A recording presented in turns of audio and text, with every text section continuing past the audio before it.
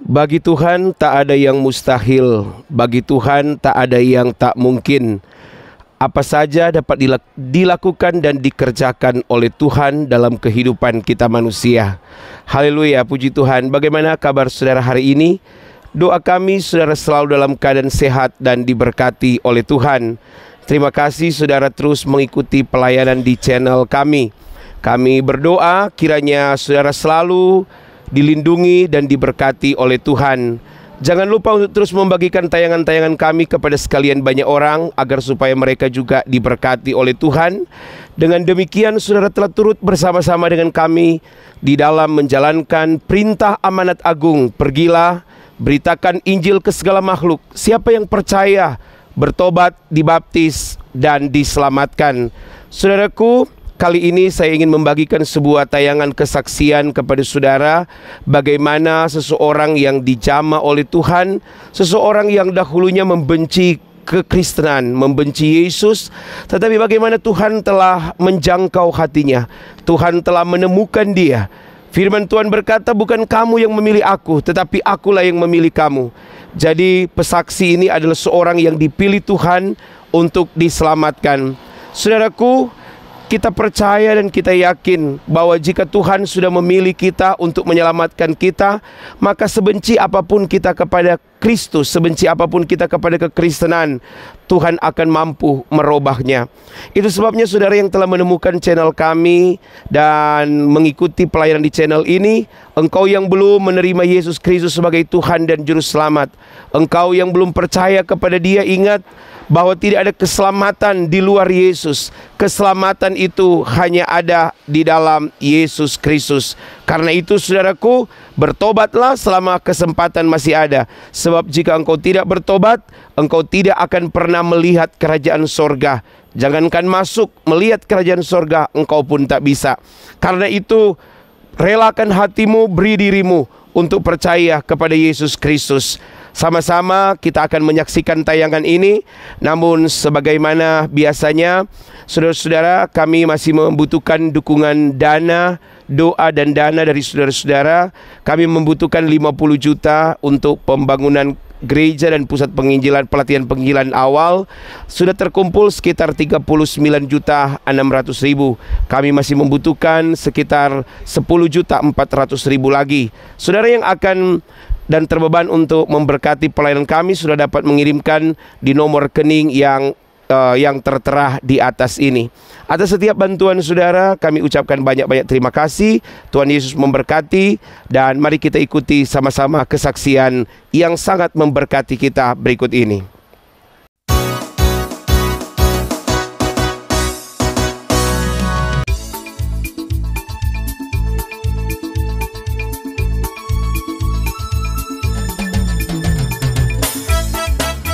Teman-teman viewer Pak channel ini, dan terima kasih juga, saya ucapin terima kasih juga sudah diberi kesempatan untuk bersaksi atau bercerita di sini kisah saya, bagaimana perjalanan hidup saya bisa menjadi mengenal Tuhan Yesus, bisa menjadi anaknya Tuhan Yesus itu seperti apa.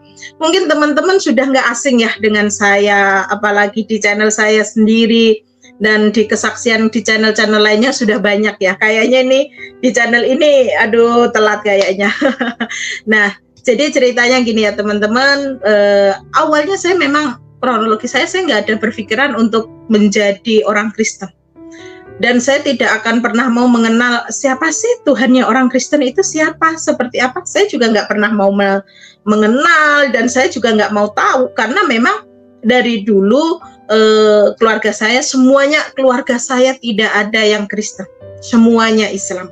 Kebetulan cukup dekat lah ya, kalau mungkin cukup radikal juga ya di keluarga saya ya. Dari keluarga saya itu, saya dari Demak, mungkin orang kalau bilang dari Demak udah tahu ya, Demak Kota Wali. Wow, udah terkenal ya. Nah, saya dari Demak gitu ya teman-teman. Nah, saya tidak akan pernah menyangka kalau diri saya itu akan menerima Tuhan Yesus, dan tidak ada sedikit pun di otak saya kalau aku akan menjadi seorang Kristen. Ini saya tidak menyangka sama sekali. Awal mulanya yaitu saya di Timur Tengah. Kebetulan di Timur Tengah itu, kalau di sana mungkin nggak asing ya, tulisannya Arab, semua mau apapun Arab. Tetapi kalau pergi kemana-mana kan nggak mungkin pakai tulisan Arab, harus pakai tulisan capital dot. Nah, kebetulan waktu itu saya selesai SMA, terus saya itu disuruh mondok. Waktu itu kan ada mondok di tempat lain, saya nggak mau, saya kabur-kaburan. Saya pernah mau dipondokin di Kendal pun saya waktu itu juga nggak mau. Ya saya juga nggak tahu kenapa. Sudah gitu saya bertekad untuk yaudahlah saya kerja aja gitu kan. Mau kerja apa waktu itu kan. Nah, setelah itu teman-teman saya ke Timur Tengah, dan saya itu selalu menemanin, karena di sana itu teman-teman tidak boleh perempuan itu, ibaratnya kita nginep di hotel, kita ngomong atau ngambil kunci itu nggak boleh, harus laki-laki, karena memang bukan muhrimnya dan tidak boleh kita ngomong sama laki-laki yang bukan muhrimnya atau saudara, itu tidak boleh. Nah, di sana saya selalu nemanin user saya, bos saya, untuk kalau keluar negeri ngisi boarding pass atau ke hotel nginep ngambil kunci atau tanya-tanya, karena ngambil apa, pesen apa gitu kan, tidak boleh di sana. Perempuan yang melakukannya. Mungkin kalau kayak Bahrain, Kuwait itu boleh gitu kan, Yaman mana boleh, tapi kalau Saudi Arabianya itu tidak boleh perempuan gitu. Saya dulu di Qasim, terus dia enggak, saya satu bos ya teman-teman, dari Qasim terus ke Riyadh, terus ke Dammam gitu kan. Nah, disitulah saat di sana itu kalau liburan ya teman-teman, kalau liburan itu bisa 3 bulan 4 bulan, panjang gitu liburan. Kalau di sini kan dulu kan liburan kan sebelum pandemi ini ya, dulu itu kalau liburan paling lama kan 1 bulan gitu kan. Nah, kalau di sana enggak, 4 bulanan. Dan di sana selalu digunakan kesempatan untuk jalan-jalan. Nah, walaupun saya sering di keluar negeri kemana-mana sama bos saya ya, karena bos saya dulu juga pernah di Indonesia juga. Nah, waktu itu diajak ke Mekah tapi bawa mobil, tapi posisi waktu itu kami tinggalnya masih di Al-Ghasim Al-Ras ya kan. Nah, dari sana kami perjalanan ke Mekah itu ada 12 jam lebih lah ya kalau itu pakai mobil waktu itu. Nah, setelah kurang beberapa kilo gitu, saat sampai di mana ya saya lupa kotanya itu, kita harus mengucapkan labbaik Allahumma labbaik, labbaik la syarika lakal labbaik, innal hamdah wa ni'matah lakawal mul la syarikalah. Mungkin kalau bacaan saya salah pun ya saya minta maaf, karena udah lama ya teman-teman, saya juga nggak mau menghafalkan itu atau mengulas lagi seperti itu, saya juga nggak mau. Nah, sudah gitu saya umroh, biasalah ya, karena waktu itu bos saya bilang, Siti kalau kamu umroh di saat Ramadan, kebetulan waktu itu Ramadan, di saat kamu umroh saat Ramadan, pahala kamu setara dengan haji bersama Rasulullah.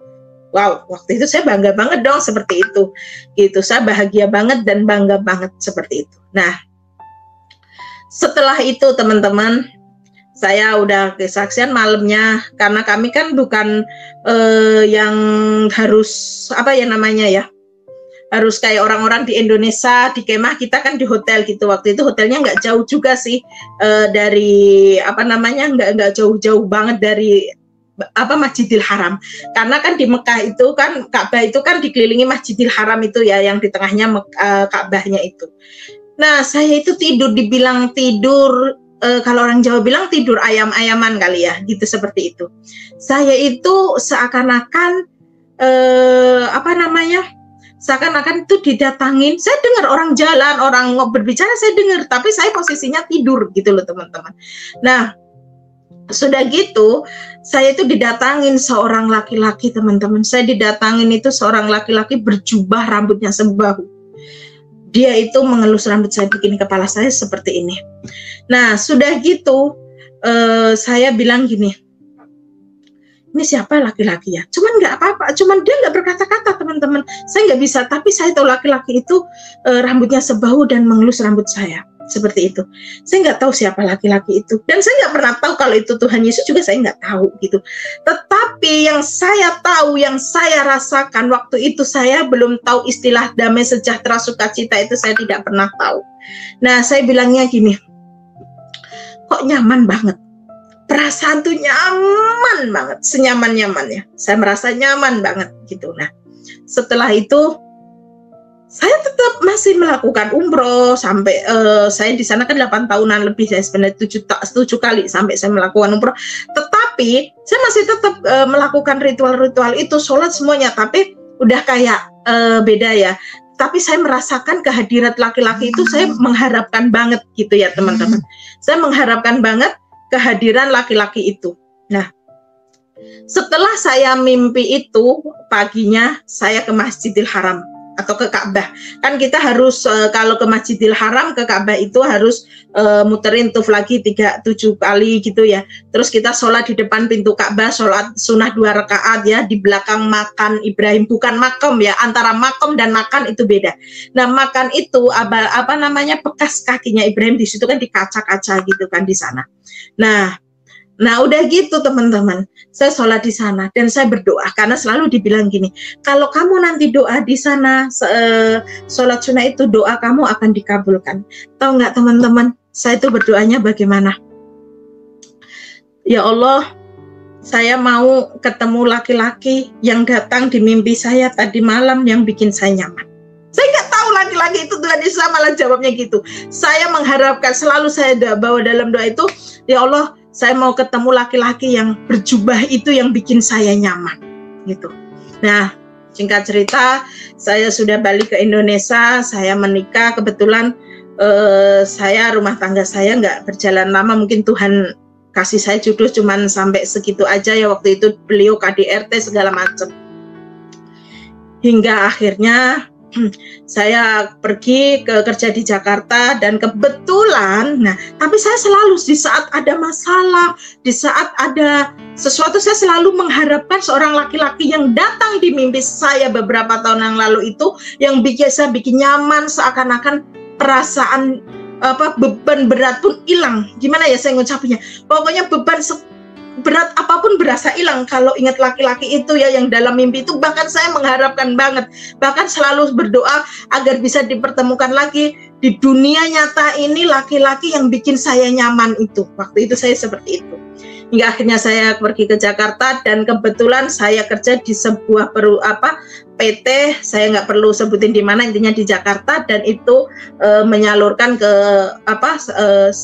Singapura, Malaysia, Hong Kong, Taiwan waktu itu. Nah, karena saya kebetulan kan bisa bahasa Arab ya waktu itu, karena memang saya pernah di Arab waktu itu kan. Nah, ada orang Yaman, dia mau buka usaha di Singapura, dia belum bisa berbahasa Melayu gitu loh, tetapi tidak bisa berbahasa Inggris pula gitu kan. Beliau mau buka usaha di Marina Bay. Mungkin teman-teman tahulah ya, Marina Bay Singapura udah sangat terkenal. Dalam hati saya, kenapa saya nggak ambil aja kesempatan ini daripada gaji saya di sini cuman ya UMR Jakarta waktu itu ya, mendingan saya kerja aja kali ya ke luar negeri lagi, toh saya udah terbiasa kan gitu waktu itu. Saya ambil. Nah, kami tinggal di Bedok ya gitu kan. Nah, dari Bedok ke Marina Bay, mungkin yang di Singapura tahulah di kota Bedok itu ke Marina Bay itu cukup deket, dan cukuplah saya tinggal di sana, di apartemen sana, karena kan adalah teman-teman Indonesia juga gitu kan waktu itu di sana. Saya nggak tahu teman-teman, saya itu selalu mengharapkan. Nah, di sana kan udah nggak negara Arab ya di Singapura, jadi agama apapun bebas di sana, di Singapura kan bebas gitu kan. Saya ketemu lagi, mimpi lagi ya teman-teman, maaf saya mimpi lagi, laki-laki itu yang berjubah itu datang lagi ke saya dan melakukan hal yang sama, cuman mengelus rambut saya, kepala saya begitu aja teman-teman. Nah, tapi perasaan nyaman yang sangat-sangat luar biasa, saya tidak bisa katakan. Pokoknya perasaan itu nyaman sekali, saya nggak tahu itu perasaan apa, pokoknya sangat-sangatlah nyaman perasaan itu teman-teman. Karena saya dulu nggak tahu istilah damai sejahtera sukacita itu, saya nggak tahu. Tetapi saya setiap melihat orang Kristen itu berasa, gue pengen kayak orang Kristen itu. Setiap lihat orang Kristen, saya pengen ingin merasakan orang Kristen. Bahkan setiap hari Minggu, teman-teman saya kumpul sama teman-teman Indonesia gitu, saya sempat ngomong gini, gue mau dong mau jadi orang Kristen. Nah, teman saya jawab tuh, lu jangan gila ya, gitu. Lu jangan gila ya, nanti kamu dibunuh lo, kamu jangan syirik, jangan musyrik kamu nggak boleh lo musyrik kan gitu kan, musyrik menduakan Allah gitu kan, kata teman saya kan seperti itu kan. Enggak, cuman bercanda aja sih gitu. Tetapi teman-teman, waktu itu saya merasanya memang saya benar-benar menginginin gitu loh, tapi mau bagaimana saya nggak tahu. Nggak, singkat cerita 1,5 tahun lebih lah ya saya di Singapura, terus saya balik ke Indonesia, tapi saya tinggal di Jakarta hingga saya ketemu sama laki-laki yang jadi suami saya sekarang. Tetapi teman-teman, saya itu masih penasaran. Semakin saya penasaran gitu loh. Saya itu kalau melihat orang Kristen, bagi saya itu baik semua gitu loh. Karena penasaran di hati ini luar biasa, perasaan nyaman yang membuat, tapi saya diarahkan ke orang Kristen, itu laki-laki itu siapa itu saya nggak tahu, karena saya juga kalau Isa Al-Masih kan Nabi ke-24, saya juga nggak terlalu mengerti Isa Yesus atau bagaimana waktu itu, saya nggak pernah tahu hal itu, ya kan. Siapa laki-laki itu saya juga, tapi saya nyaman banget, senyaman-nyamannya sama laki-laki itu. Walaupun lewat dalam mimpi, tapi beban seberat apapun itu kayak hilang semuanya, teman-teman. Saya pokoknya sukacita lah ya, kalau sekarang saya bilangnya damai sejahtera, sukacita yang tidak bisa saya ucapin dengan kata-kata. Setelah itu teman-teman, saya itu suami saya kan orang Kristen ya, jadi akan semakin penasaran gitu kan, semakin penasaran. Tetapi kalau suami saya nyenggol masalah keyakinan saya yang dulu, saya nggak terima gitu. Saya nggak pernah terima kalau suami saya walaupun mendengerin YouTube, dulu suami saya suka dengerin YouTube-nya Risuli Lubis, apalagi Tanpa Ragi, itu saya benci banget, jujur. Bahkan sampai waktu itu saya sama Tanpa Ragi itu sempat benci banget gitu loh, karena ini apa sih gitu loh, kayak merasa keyakinan saya itu ditowel-towel. Jadi mungkin teman yang masih muslim, belum dibaptis ya teman-teman, kalau saya paham posisi mereka kalau kita menyenggol itu gemes banget gitu, nggak terima. Saya benci banget, jujur. Suami saya waktu itu setiapnya muter video YouTube gitu, saya benci banget waktu itu. Nah setelah itu teman-teman, tetapi saya juga penasaran gitu loh. Saya gengsi untuk mengakuin, bahkan saya menanyakan ke suami saya pun gengsi untuk menanyakan. Saya punya teman sama-sama orang Batak juga, saya itu tiba-tiba diam-diam bilang gini, gue pengen ke gereja dong gitu. Teman saya bilang, ayo berangkat.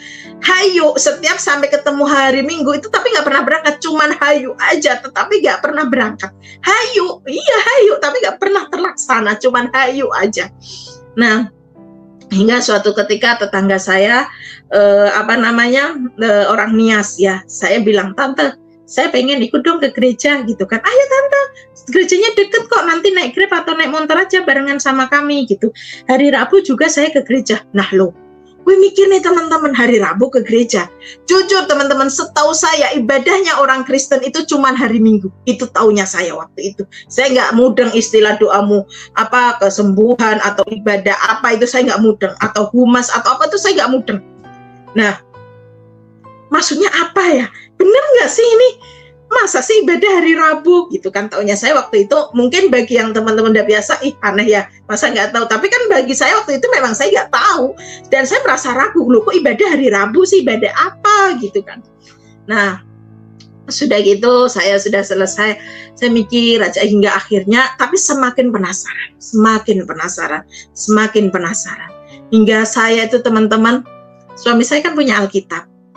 Nah, saya dulu belum tahu cara download di Play Store Alkitab itu, saya nggak tahu, bener-bener nggak tahu gitu. Nah, suami saya ada Alkitab, kalau dia pergi itu saya baca Alkitab, saya cari, saya baca-baca gitu, penasaran. Tetapi sebelum dia balik, saya baca Alkitab tuh kayak orang maling aja, buru-buru, makanya nggak mendengar. Saking penasaran isi Alkitabnya orang Kristen seperti apa. Nah, suami saya, sebelum suami balik Alkitab itu saya balikin ke semula. Saya tidak mau suami tahu kalau saya membaca Alkitab, karena saya terlalu gengsi, dan saat suami saya membahas Islam pun saya benci banget. Bahkan pernah kami berantem cuman hal yang sepele, masalah keyakinan itu. Padahal suami saya itu nggak bilang kamu jadi orang jadi orang Kristen atau apa, nggak pernah ngajak seperti itu. Tapi dia kalau muter YouTube aku benci, dah kan bilang ada keributan atau apa itu saya benci gitu loh. Kalau dia maksudnya membahas orang Islam itu waktu itu.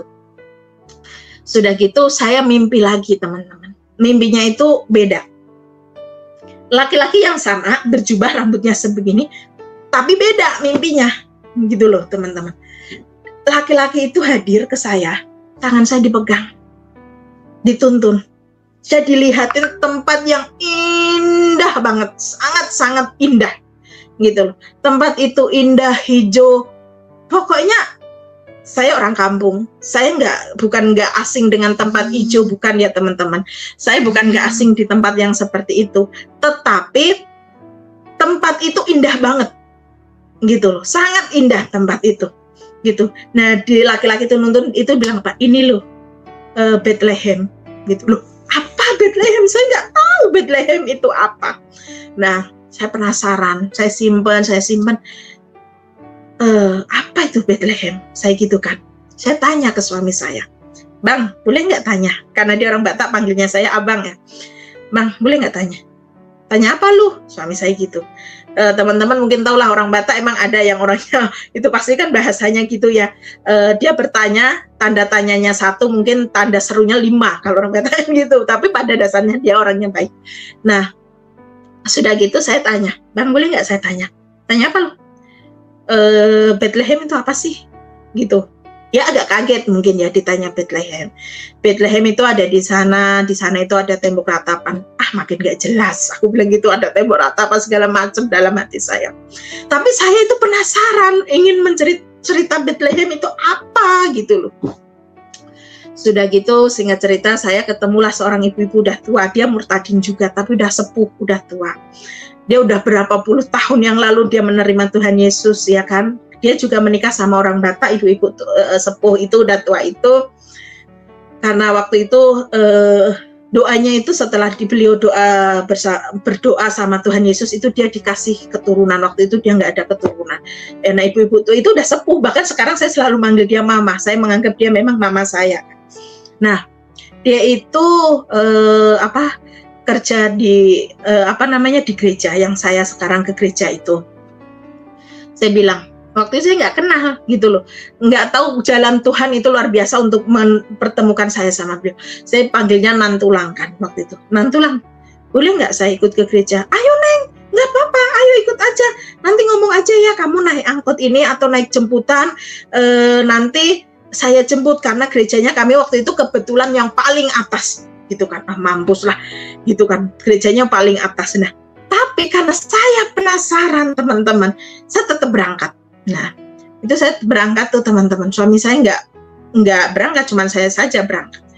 Nah, saat itu benar saya sampai ke gedung itu, dijemputlah dia turun ke bawah, dibawa ke situ. Ya, saat saya sampai ke gereja di atas itu kan ya teman-teman, saat dibuka pintu gereja itu teman-teman, rasa hati ini sama saat laki-laki itu datang ke dalam mimpi saya. Nyaman, perasaan itu sangat, saya nggak bisa kata, pokoknya nyaman banget dan damai sejahtera. Saya nggak tahu, saat saya melangkahkan kaki saya, dibukakan pintu gereja itu, perasaan nyaman yang luar biasa, sangat-sangat luar biasa. Tetapi mata saya mengalir air mata terus. Saya tuh nggak mau nangis, tapi air mata itu mengalir terus. Saya nggak tahu waktu itu kan, nggak tahu istilah gembala apa itu, saya nggak mudeng ya. Taunya saya itu pendeta, yang naik itu pendeta gitu. Dia khotbah atau apa, saya nggak tahu. Pokoknya saya itu nangis terus. Saya nggak tahu perasaan di sini itu gimana ya, nyaman banget, senyaman-nyamannya, tapi air mata itu mengalir terus mengalir. Saya itu nggak mau nangis, tapi air mata itu mengalir terus. Bahkan puji-pujian atau segala macam kan saya nggak tahu waktu itu istilah pujian, istilah gembala, istilah apa kan saya nggak mudeng. Itu pertama kali saya masuk gereja itu. Nah, setelah itu pokoknya saya nangis terus, nangisnya. Saya nggak tahu teman-teman kenapa air mata ini mengalir terus, mengalir. Saya nggak tahu, benar-benar saya nggak tahu. Sudah gitu teman-teman, kalau sudah kan biasanya gembala bilang, siapa yang baru pertama kali ke gereja atau jemaat baru kan, saya tuh angkat tangan. Nah, ditepuk tanganin, mampu diselamatin. Gue udah merasa awalnya takut tuh. Tapi nggak tahu, tangan saya tiba-tiba ngangkat aja. Memang saya kenyataannya baru pertama kali ke gereja gitu kan. Diselamatin, ditepuk tanganin, didoain. Saya didoain, semakin menjadi tangisan saya itu, semakin menjadi. Nah, setelah itu saya saking senangnya saya telepon suami saya. Nah, waktu itu kan saya pengen ngomong, Bang, aku tadi ke gereja loh, aku ini loh, kayak gimana ya, mungkin teman-teman bisa merasakan gimana perasaan sukacita itu seperti apa, mungkin teman-teman paham lah ya. Saya itu, nah Kebetulan di gereja kami itu ada jemputan yang nggak ada motor atau ongkos, itu di gereja kami ada jemputan gitu. Nah, si Nantulang itu bilang gini, Neng nanti pulang ikut jemputan aja, nggak usah itu. Saya itu nggak sabar, ingin cepat kasih tahu ke suami saya kalau saya itu ke gereja gitu loh. Tapi sebelum saya ke gereja itu saya pernah ngomong, saya pernah ngomong sama suami saya begini, Abang, saya mau jadi orang Kristen. Setiap hari kan saya berantem ya, kalau dia muter YouTube Tanpa Ragi, Risuli Lubis atau siapa itu kan saya benci banget ya. Tapi tiba-tiba bayangin teman-teman, saya bilang ke suami saya bilang gini, Abang, suami saya kan manggil saya Septi ya, Bang, Septi mau jadi orang Kristen. Suami saya itu tahu nggak teman-teman? Mungkin kalau pikiran teman-teman, suami saya senang dong, sukacita dong, tapi enggak. Lu jangan main-main gitu loh. Lu jangan main-main ya dengan keyakinan. 1 minggu saya didiemin. Bayangin teman-teman, kami berantem, besok baikan. Kami berantem paling lama 2 hari baikan. Ini 1 minggu saya didiemin sama suami saya itu. Kayak, loh maksudnya apa gitu loh. Saya itu serius gitu loh. Suami saya diemin. Nah, style itu kan yang aku bilang kan, saya mencari sendiri, bukan karena penginjilan atau apa. Saya mau ke gereja itu nyari orang untuk saya mau ikut ke gereja itu, sampai ketemu Nantulang itu tadi. Nah, setelah saya ke gereja itu, saya pulang, pokoknya saya nggak sabar ingin kasih tahu ke suami saya, Abang saya tadi ke gereja loh, Abang Septi tadi ke gereja loh. Pokoknya ingin kasih tahu, seakan-akan saya itu mau ngasih orang sedunia itu, mau saya kasih tahu kalau saya itu ke gereja. Mungkin orang ke gereja biasa ya, tapi bagi saya waktu itu tuh wow, luar biasa banget gitu loh, sangat luar biasa. Nah, sudah gitu teman-teman, saya udah ngomong, tahu nggak suami saya jawabnya? Oh, bagus dong, selesai. Apakah enggak? Oh, bagus dong. Saat saya kasih tahu, Bang aku ke gereja tahu Bang, ini jawaban suami saya apa? Oh, bagus dong. Udah, selesai. Kan saya orangnya heboh ya. Jawabannya cuma seperti itu. Coba bayangin teman-teman, kalau teman-teman bagi di posisi saya kan, suami saya cuma gitu. Tapi itu bagi saya tidak menyurutkan saya untuk mencari Tuhan waktu itu. Malah semakin sukacita. Hari Minggu saya ke gereja, hari Selasa saya ada kerjaan, kebetulan waktu itu kami ada usaha. Hari Minggu, hari Selasa saya harus menyelesaikan kerjaan saya di luar kota, ya kan. Nah, kebetulan kerjaan saya itu luar kota. Nah, saat saya berangkat, saya itu melihat di seberang itu ada kecelakaan dan bikin macet panjang. Kecelakaan, banyak darah, banyak orang meninggal. Saya itu bahkan ngomong sama orang yang mau saya temuin gini ya, sabar ya, posisi macet karena ada kecelakaan. Saya itu ngomong begitu, teman-teman. Saya nggak tahu kenapa saya bisa ngomong seperti itu, saya nggak tahu. Nah, tetapi saat saya WA seperti itu, teman-teman, di seberang itu belum ada kecelakaan. Tapi nggak tahu saya mau lihatnya itu seperti itu. Saat saya balik jam 3 berapa menit waktu itu, kecelakaanlah terjadi. Seperti yang saya lihat duluan saat saya mau berangkat tadi, di seberang itu ada kecelakaan, gitu loh. Nah, kecelakaan terjadi dan saya ada di dalam kecelakaan itu, teman-teman. Gitu posisi kan saya naik bis ya. Saya ada kecelakaan di dalam kecelakaan itu. Saya naik bis, ya kan. Nah, waktu itu bis kami yang saya naikin itu Benteng Jaya ya. Di KM 55 Cikande, yang Merak Jakarta. Saya kecelakaan di tol itu. Bis itu, saya kalau bis yang dulu itu teman-teman kan kalau kita naik tangga, terus cuman ada kayak besi, silang gitu ya untuk pegangan naik ya. Saya duduk bis itu paling depan, ya. Nah, kalau bis luar kota sekarang kan udah ada tutupnya. Nah, itu enggak, saya di situ. Cuman palangan itu yang buat pegangan saat kita naik bis itu tangga. Saya duduk paling depan. Pintu bis itu terbuka, teman-teman. Pintu bis itu terbuka. Jadi saya paling pas depan pintu itu. Pintu bis itu terbuka. Truk tronton, peti yang gede itu terlepas dari itunya karena sopirnya itu saya kira ngantuk karena depannya itu di bahu jalan ada mobil truk ganti ban ya karena bocor. Nah, betulin bannya itu. Nah, kayaknya trontonnya itu kaget, ngantuk kan. Nah, mungkin ngeri mendadak. Nah, peti yang besar itu terlepas jatuh ke bis kami.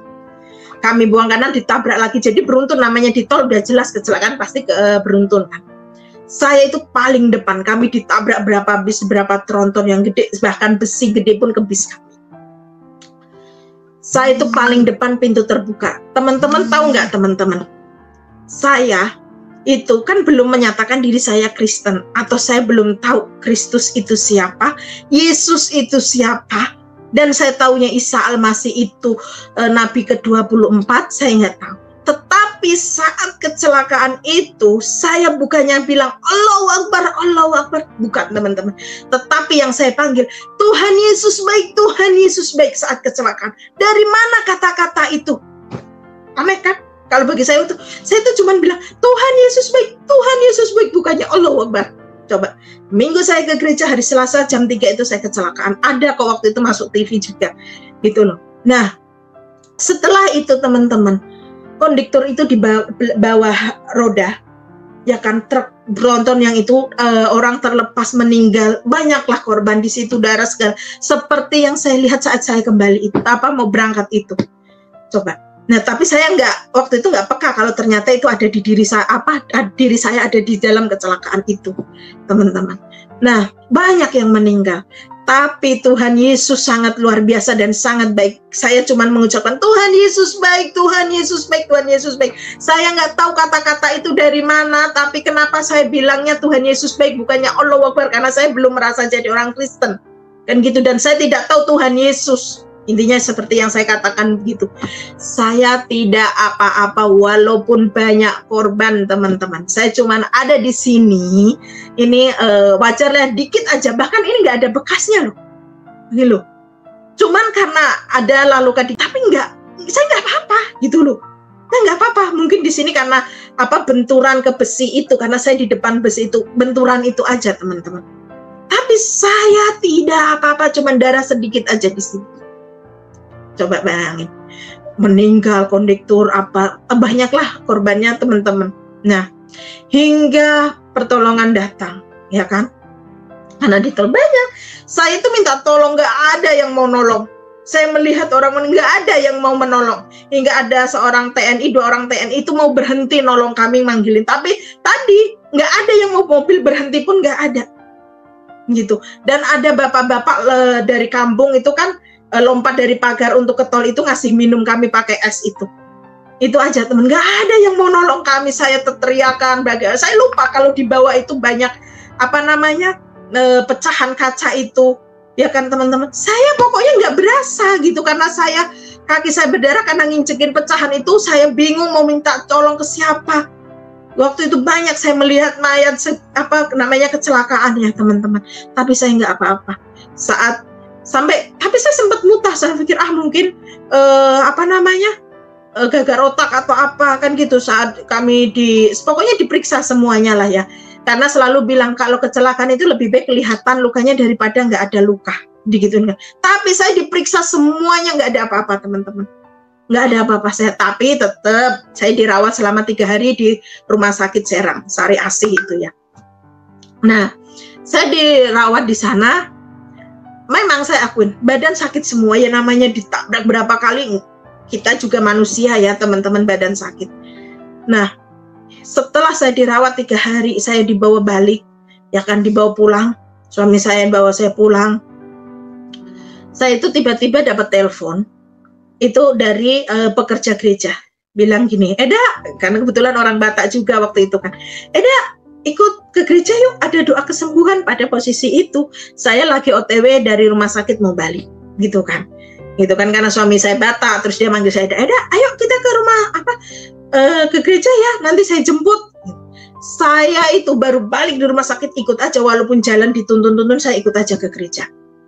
Saya nggak tahu, pokoknya saya itu kalau dengar kata gereja itu kayak berasa, wah bahagia banget waktu itu kan. Nah, saya seperti biasa, seperti yang di awal itu, saya masuk gereja itu nangis aja. Yang ada saya itu cuma nangis aja. Pokoknya nangis bukan sedih, teman-teman, tapi senang di hati ini, kayak plong gitu loh, teman-teman. Saya nggak tahu ya, kayak hilang gitu. Apapun keluh kesah kita itu kayak berasanya hilang gitu loh. Terus saya saya langsung menyatakan diri, saya mau dibaptis. Tapi nggak segampang itu, teman-teman. Namanya dibaptis kan ngisi formulir benar-benar kan. Saya benar-benar mau dibaptis. Saya udah ngisi nih, teman-teman. Udah tinggal baptis. Setan itu iblis itu tidak akan membiarkan kan. Saya pendarahan teman-teman 3 bulan lebih. Saya mau dibaptis, mana mungkin saya datang bulan. Awalnya saya pikir datang bulan loh. Walaupun oke lah, saya mundur aja dulu dibaptisnya gitu. Mundur 1 minggu. Biasanya saya datang bulan 5 hari kan. 1 minggu masih, 2 minggu, 3 minggu, 1 bulan. Masih aja 1 bulan lebih, 2 bulan, 3 bulan. Saya masih datang bulan terus. Yang namanya obat pendarahan ya teman-teman, udah saya minum sampai bosen. Kalau saya minum obat itu agak mending, enggak, sama aja, banyak banget saya datang bulan itu teman-teman, selama 3 bulan. Bayangin teman-teman, rasain yang para wanita lah, kita datang bulan pakai pembalut selama 3 bulan, rasanya bagaimana? Tidak akan pernah nyaman. Bener nggak teman-teman? Nah, setelah itu teman-teman, saya itu merasanya, oh ya sudah. Tetapi yang lucunya gini, saya bilang ke suami saya gini, abang, saya nggak ke gereja. Saya waktu itu ke gereja sendiri, suami saya jujur nggak ke gereja. Saya bilang, bang, Septi nggak ke gereja. Kenapa lu nggak ke gereja? Jawabnya, Septi datang bulan gitu. Teman-teman yang masih muslim mungkin paham ya, kalau keyakinan yang kami dulu ya, kalau datang bulan itu tidak boleh ke masjid, tidak boleh sholat, tidak boleh nyentuh Al-Quran karena itu najis ya.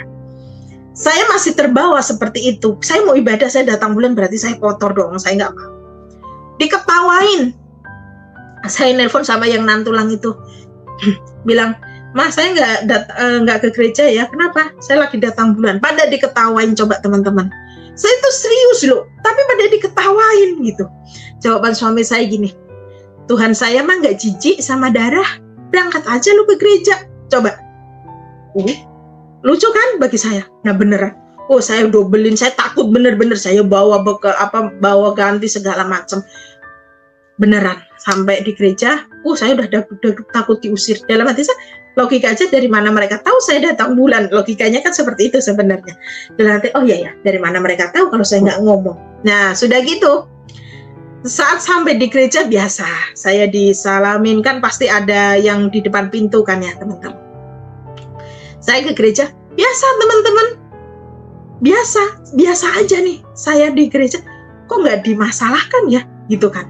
Saya sukacita, saya pujian happy aja, namanya sukacita aja, nggak jadi masalah. Terus saya pikir, oh ternyata nggak apa-apa ya gitu loh.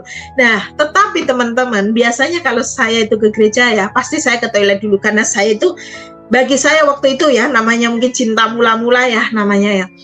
Saat saya ke gereja itu, saat saya masuk firman, saya itu paling nggak mau kehilangan sedikit pun firman itu. Kalau saya mau ke toilet mau apa, karena dulu kan gereja 2 jam ya, karena memang belum pandemi. Nah saya pikir saya nggak mau, saya harus ke toilet dulu sebelum saya masuk gereja, biar saya nanti nggak ada rasa mau kencing lah, mau apa, saya nggak mau. Bagi saya itu berharga banget saat saya di dalam gereja itu. Saya itu biasanya seperti itu, nggak tahu kenapa tiba-tiba saya itu nggak, pokoknya masuk gereja aja gitu. Nah beneran kan, di pertengahan firman saya mau kencing gitu loh teman-teman. Ya udah mau nggak mau, ya udah saya ke toilet gitu kan. Kebetulan sih toiletnya kan deket ya, ya udah saya ke toilet. Anehnya itu gini, saat saya mau berangkat itu berasanya saya keluar. Kalau namanya perempuan datang bulan kan tahu berasa. Itu softtek saya, pembalut saya itu bersih, nggak ada apa-apa. Coba, pada saya udah minum obat segala macam itu nggak apa-apa, nggak pernah itu ya. Tetapi setelah 3 bulan itu saya berasa ke gereja itu, biasanya ke toilet dulu, saya nggak ke toilet teman. Tapi di pertengahan firman itu saya itu terasa mau kencing, saya ke toilet.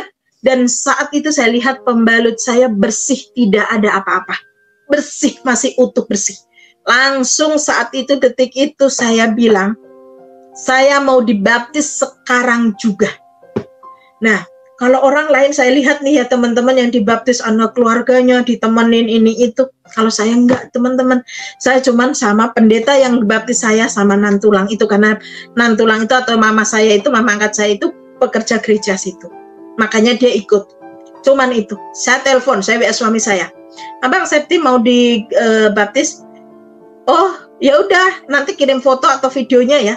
Coba bayangin teman-teman. Seharusnya suami saya yang lebih sukacita loh dari saya. Suami saya enggak. Oh ya udah, nanti kirim foto sama videonya ya. Cuman itu saja jawabannya. Saya dibaptis itu, kebetulan gereja kami punya baptisan sendiri kan, waktu itu kolam sendiri. Nah, saya dibaptis itu cuman sama pendetanya itu, sama nantulang karena pekerja itu. Udah selesai, itu aja saya dibaptis. Nah, tetapi bagi saya itu perasaan apa ya, yang saya itu nggak peduli apa suami saya nggak ikut atau apa, tetapi yang saya rasakan itu, saya itu seakan-akan mendapat, melebihin mendapat emas, melebihin mendapat segala-galanya lah teman-teman. Nah, setelah dibaptis itu, didatangin lagi seorang laki-laki. Orang laki-laki itu datang lagi ke saya teman-teman. Dalam hati, tapi kan sekarang udah tahu ya laki-laki itu adalah Tuhan Yesus ya. Karena saya udah ke gereja berbulan-bulan baru dibaptiskan karena pendarahan 3 bulan lebih itu kan. Laki-laki itu datang ke saya, tetapi tidak ngelus rambut saya, tidak bawa ke Bethlehem, tapi mengasih sesuatu ke saya. Laki-laki itu ngasih saya emas, tapi berupa salib. Setelah saya dibaptis, saya nggak mau, saya tolak. Saya nggak mau ini salib, untuk apa? Saya mau emas, tapi saya nggak mau salib. Tapi laki-laki itu tetap aja ngasih salib itu. Saya buang, datang lagi, kasih lagi. Saya buang, datang, kasih lagi ke saya. Saya bilang, saya mau emas, tapi saya tidak mau ini salib. Maksudnya apa? Saya dikasih salib emas. Saya udah buang, saya kasih lagi, dibuang, saya dekat. Terus laki-laki bilang ini, ambillah, suatu saat kamu akan mengerti. Nah, itu sampai situ. Selang 1 minggu pokoknya itu, saya itu pendeta yang membaptis saya, mama mertuanya meninggal gitu loh. Saya baru tahu itu cara, orang meninggal, orang Kristen itu, bagi saya itu suatu yang membingungkan ya teman-teman ya, karena baru kali ini saya mengerti seperti itu gitu loh. Saat perjalanan, salah satu pendeta juga di situ, namanya Ko Aren, ya kan, dia orang China, namanya Ko Aren, bilang gini, dia nggak ngomong ke saya, tapi ngomong sama temennya di samping, bilang, kalau mau jadi orang Kristen, kalau mau jadi orang Kristen itu harus siap menderita. Maksudnya itu bukan ke saya, dia lagi ngomongin temennya itu. Maksudnya apa ya? Kok jadi orang Kristen harus siap menderita? Kalau nggak siap menderita nggak usah jadi orang Kristen.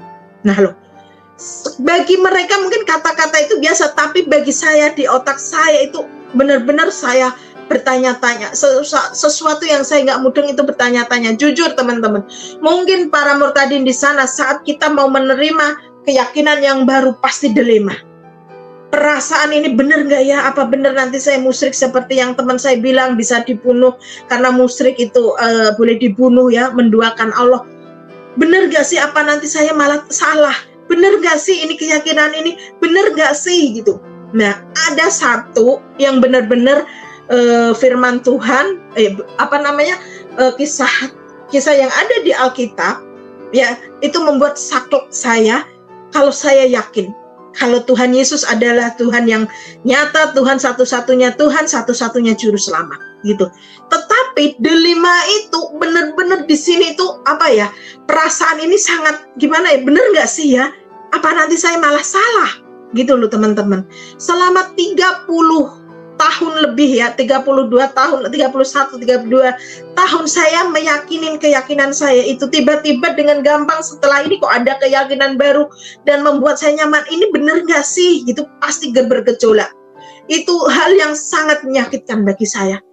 Lebih baik kita kalau dicubit terasa sakit, tapi itu sakit tetapi gak kelihatan. Mungkin para murtadin juga mengalami perasaan itu, perang batin seperti yang saya alamin, karena bener nggak ya gitu. Sedangkan saya waktu itu tidak ada yang mengcounter saya, ngasih tahu saya, mendampingin saya, itu nggak ada teman-teman. Bahkan saya pertama kali di gereja aja, karena doa orang Kristen sama orang Islam beda ya. Kalau orang Islam kan menggunakan bahasa Arab apapun itu, mau doa apapun pokoknya doanya itu. Nah kalau di Kristen kan enggak. Nah walaupun dengan bahasa kita, kata-kata kita itu sulit loh teman-teman. Menurut saya waktu itu, saya ingin ikut doa, saya mau belajar doa apa, tahu nggak teman-teman? Saya bilang, kamu nggak usah ditabiaskan ya, kamu hanya tim huri. Rasanya gimana? Itu baru pertama kali saya menerima Tuhan Yesus, pengen doa digituin, hanya sebatas tim huri. Tapi bagi saya itu nggak menghalangin saya, tidak ada orang yang counter saya. Kalau orang kan di penginjilan, di konter ini pendeta apa rohani, enggak teman-teman, enggak ada saya. Mencari sendiri.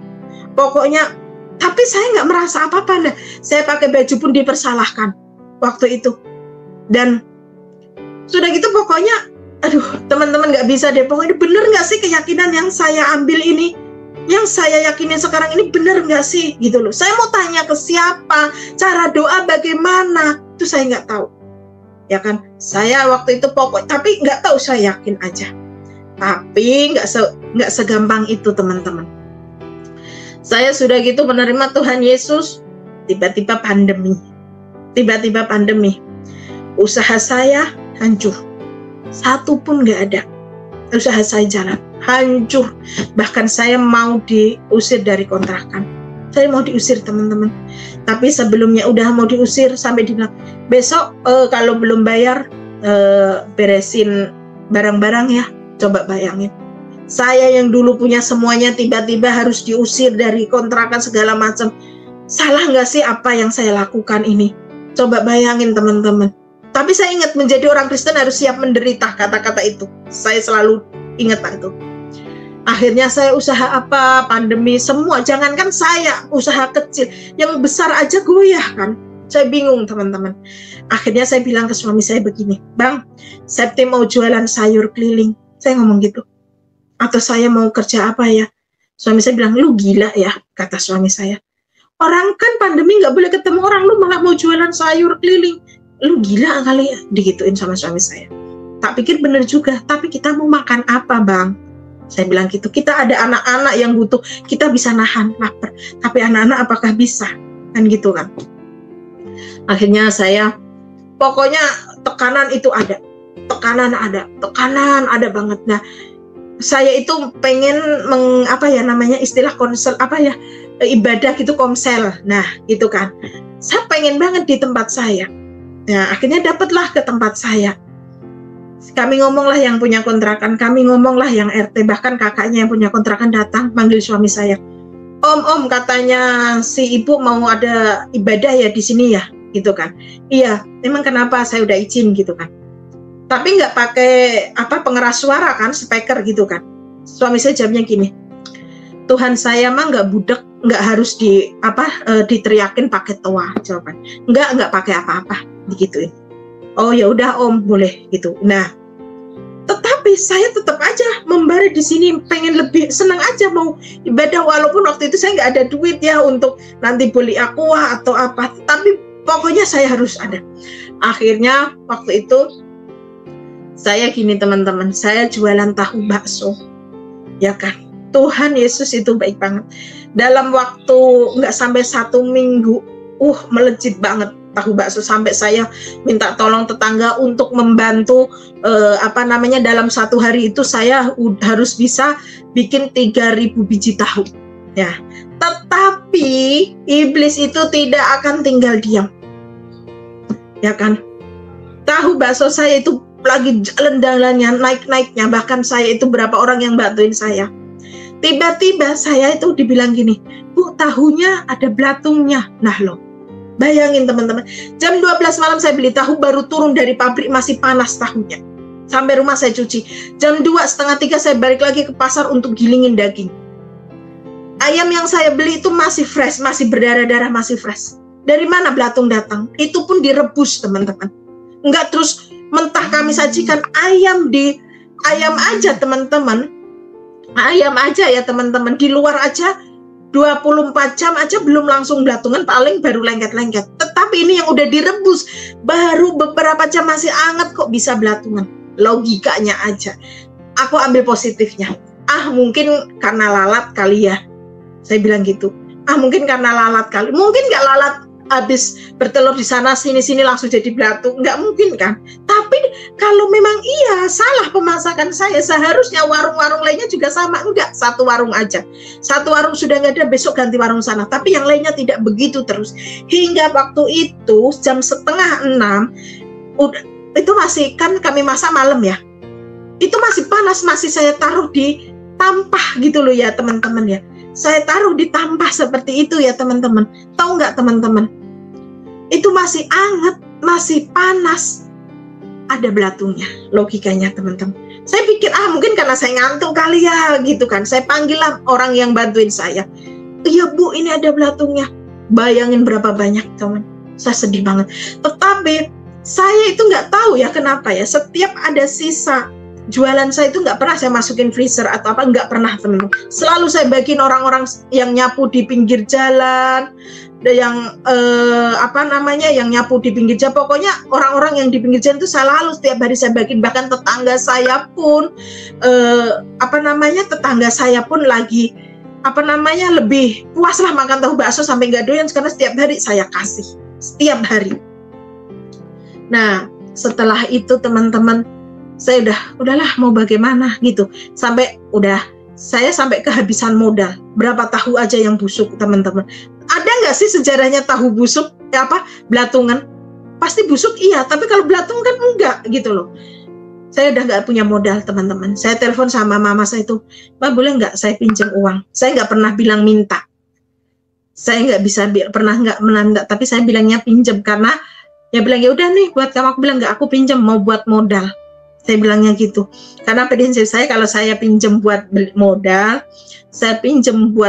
itu nanti kan saya bisa ngembaliin. Kalau sama pinjam cuman buat makan kan saya nggak bisa ngembaliin kan gitu kan. Tetapi begitu terus sampai sudahlah, saya mau bagaimana, udah angkat tangan. Waktu itu saya udah nggak punya apa-apa, mau bagaimana, diusir ya udahlah, pasrahlah, diusir. Saya begitu. Tapi saya selalu berdoa sama Tuhan Yesus. Selalu waktu itu saya berdoa sebisa mungkin. Saya cuman kadang nangis aja.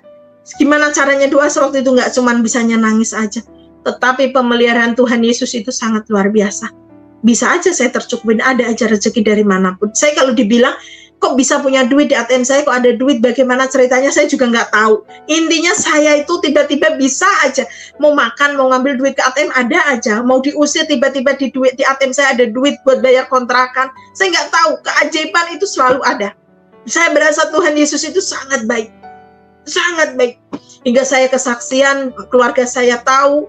Anak saya dulu yang pertama ke tempat saya kan anak saya kan sama orang tua saya, sekarang dipondokin sama orang tua saya karena dia nggak kafir kayak bundanya katanya.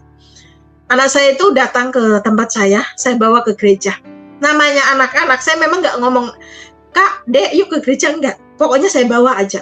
Anak saya itu cerita, sampai di kampung namanya anak-anak ya, anak saya kan sekarang umur 11 sama 8 ya, kalau dulu kan masih 10 tahun sama 7 tahun, masih kecil-kecil ya. Bilang gini, Mbak Huti, kemarin kakak sama adik dibawa ibu nonton konser. Tapi anak saya kan cedal kan ngomongnya, nonton konser. Tetapi konsernya itu, nyanyinya itu haleluya, haleluya, Tuhan Yesus, Tuhan Yesus. Nah, coba ngomongnya nonton konser, tapi konsernya nyanyinya haleluya. Anak saya ikut jingkrak-jingkrak, ikut suka gitu. Dia taunya konser teman-teman. Ceritalah sama Mbak Hutinya. Nah, Mbak Hutinya masih nggak langsung, mama saya nggak langsung negur saya. Dia melihat juga ada di kesaksian saya kan, di kampung saya udah heboh gitu kan. Mama saya ngelihat. Dunia akhirat saya tidak akan mengakui, dunia akhirat segala macam, pokoknya segala kutuk semuanya pasti marah lah, mungkin teman-teman ngerasain lah, nggak terima lah. Ada yang telepon saya bilang gini, saya nggak perlu sebutin. Kalau kamu berani pulang, bukan pulang ke kampung, tapi pulang ke kuburan. Lu ngapain nyembah Tuhan ya Allah kok? Yes, pokoknya seperti itu. Tapi saat saya ngomong, "Bang, masa saya di WA gini?" Ya udah, lah menurut kamu gimana? Ya udah, jawab aja. Coba bayangin, saya suruh jawab sendiri. Coba. Pokoknya ya saya jawab, ya saya percaya Tuhan Yesus adalah Tuhan juru selamat. Gitu loh. Dan saya nyaman waktu itu, saya belum tahu istilah sukacita damai sejahtera. Ya saya nyaman. Intinya gitu. Tekanan teman-teman saya pada blokir saya, teman-teman saya pada menjauhin saya di saat saya benar-benar mau makan susah, mau ngontrak susah, pokoknya teman saya yang dulu seakan-akan sama saya itu gimana, diblok dengan alasan saya udah kafir. Teman saya pada menjauh, saya nggak punya teman, dan di saat saya bagaimana saya nggak tahu, dan saya nggak ada yang mengcover. Saya nggak butuh waktu itu saya bukan harus di cover uang, nggak teman-teman. Setidaknya damaiinlah saya ini benar nggak sih agama yang saya yakinin. Saya sempat goncang. Hingga saya kesaksian, pertama kali kesaksian saya memang di Pak Yusuf Manubulu, saya akui. Dan kesaksian di sana itu saya belum ada yang cover, teman-teman, belum ada. Firman gimana? Memang saya bertobat 2018 akhir, tapi saya mulai tumbuh itu baru beberapa bulan ini.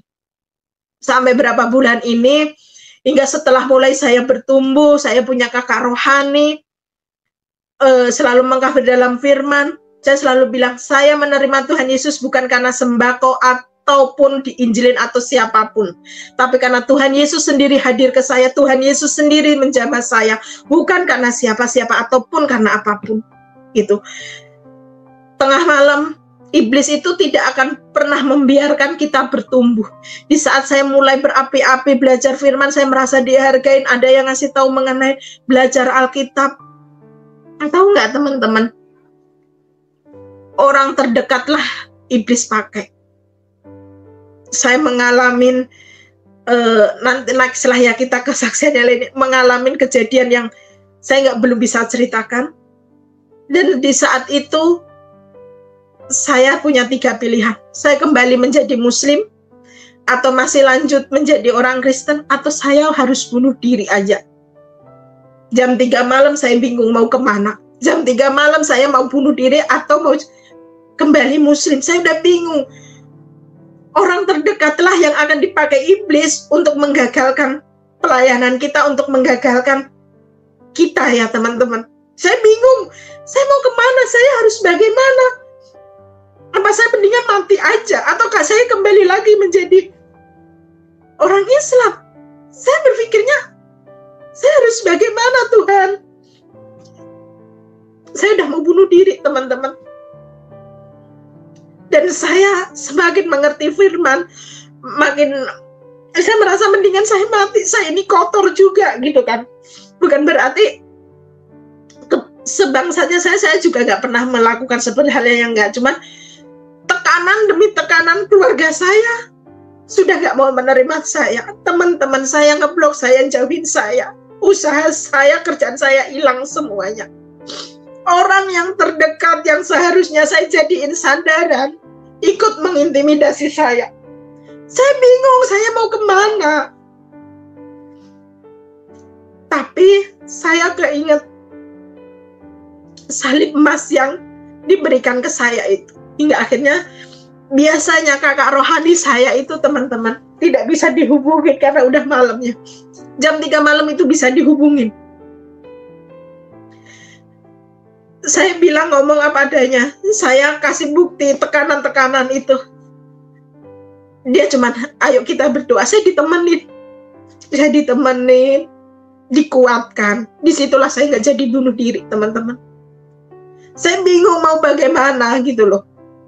Bahkan intimidasi selalu ada. Saya sebagai seorang ibu pasti kangen anaknya. Saat posisi seperti ini saya butuh teman. Nggak ada, teman-teman saya pada menjauh karena saya kafir. Itu teman-teman. Jadi banyaklah ya, tekanan itu sangat luar biasa. Bahkan sampai detik ini pun. Tapi Tuhan Yesus penyertaannya itu, walaupun saya jatuh tidak sampai dibiarkan tergeletak. Memang pertolongan Tuhan Yesus itu tepat pada waktunya, memang iya. Aku sampai detik ini saya bisa berdiri, bisa kesaksian ini juga karena Tuhan Yesus selalu menopang saya. Saya tidak dibiarkan untuk tergeletak. Tapi memang saya harus mengalami proses itu karena untuk pendewasaan diri saya tahu itu. Semakin kesininya saya semakin mengerti, semakin memahami gitu. Saat saya tidak ada tempat tinggal, saat saya bingung mau kemana, Tuhan Yesus sediakan. Saat saya nggak bisa apa-apa, Tuhan Yesus sediakan. Saat saya lapar, Tuhan Yesus sediakan makanan buat saya. Sampai detik ini, keajaiban luar biasa, teman-teman. Hingga sekarang mungkin teman-teman sudah sering lihat saya ya di channel saya. Bahkan mungkin ya udah tahulah ya channel-channel saya yang sukanya glubrak-glubrak. Karena saya merasakan pernah di posisi mereka. Saya berharap teman-teman itu, hayolah cepat buka hatinya, buka selubung itu, buka hatinya. agar bisa menerima kebenaran itu. Semakin kesini semakin saya yakin, semakin saya paham kalau memang Tuhan Yesus juru selamat satu-satunya. Dan jangan pernah takut bagi murtadin di luar sana, jangan pernah takut, Tuhan Yesus selalu menyertai kita. Tuhan Yesus tidak pernah meninggalkan kita. Gitu. Bahkan sampai detik ini saya selalu bilang gini, saya masih memegang prinsip saya. Di saat waktu itu saya bilang, berbagi saat ada itu mah biasa, berbagi saat tidak ada itulah yang luar biasa. Walaupun keadaan saya gini, saya berusaha, mungkin teman-teman tahulah ya pelayanan saya langsung atau apa, nggak perlu saya omongin, tapi yang sudah kenal saya mungkin akan tahu lah ya gimana pelayanan saya langsung, atau bagaimana, nggak perlu saya upload juga di channel saya, karena bagi saya itu cukup Tuhan Yesus yang tahu, nggak perlu saya terkenal. Intinya di situ. Mungkin ini Pak. Haleluya, puji Tuhan. Saudara sudah sama-sama dengan kami menyaksikan kesaksian tadi, dan kami percaya sudah diberkati oleh Tuhan. Saudaraku, waktunya sudah dekat, Tuhan mau datang. Karena itu persiapkan dirimu untuk menyambut Dia, Sang Juru Selamat Agung kita. Sampai berjumpa dalam program acara kami selanjutnya. Tuhan Yesus memberkati. Dari kota dingin di salah satu kota di Jawa Barat, kami ucapkan selamat bersuka cita dan Tuhan Yesus memberkati. Haleluya, haleluya.